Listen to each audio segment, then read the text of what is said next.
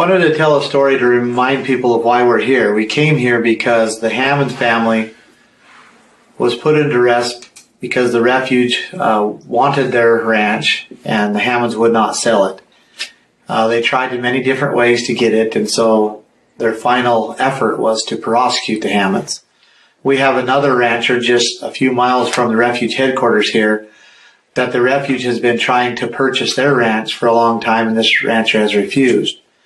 And so what we do know, the facts are, is that refuge personnel was over there snooping around their property, and the very same day the sheriff came and arrested them and put them in jail here locally for 89 days. During that 89 days, they were feeding during that 89 days, they charged them $500 a day to feed their cattle. And that money went to the sheriff's son. And then to pay that bill, the $500 a day bill, they had to sell the cattle and the stock, leaving the ranchers with nothing. They finally got out of jail, and in order to stay afloat and pay their legal fees, they had to sell their equipment. And after most of the equipment was gone, they were left with nothing, and they couldn't even pay their mortgage on their ranch, which was owner financed. So the previous owner who financed them came to them and said, "We'll give you $100,000 down payment back if you turn the ranch title back over to us." Now, the rancher thought that was odd and began to look around a little bit and found that the refuge manager, Chad Carges, had already made a deal with the previous owners to buy it for a nice profit. And so what had happened is the ranchers were put in duress here so that they would have to default on their loan so that the previous owner could take the title back of the ranch and then sell it to the refuge.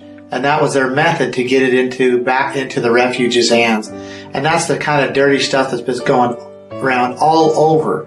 I heard of another rancher that many years ago, they just came in and condemned their ranch completely.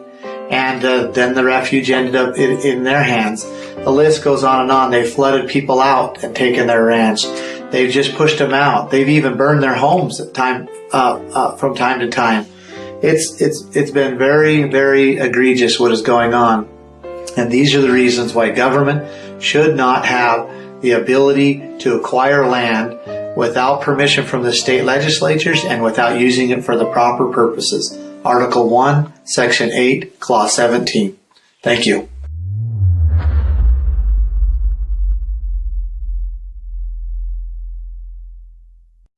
Ammon Bundy here, wanting to give you an update and let you know what's going on. There's been a tremendous amount of good things happening.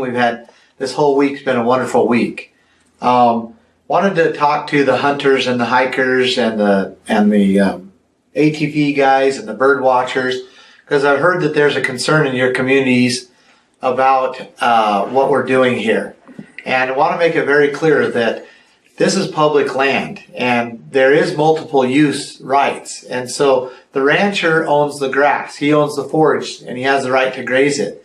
But the hiker also has the right to hike, the hunter has the right to hunt, the camper has the right to camp, and the bird watcher has the right to bird watch.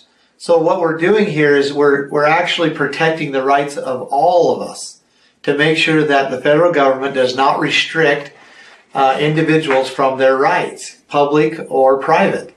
And so I want to make that very clear. The second piece is we're talking about what's going on here.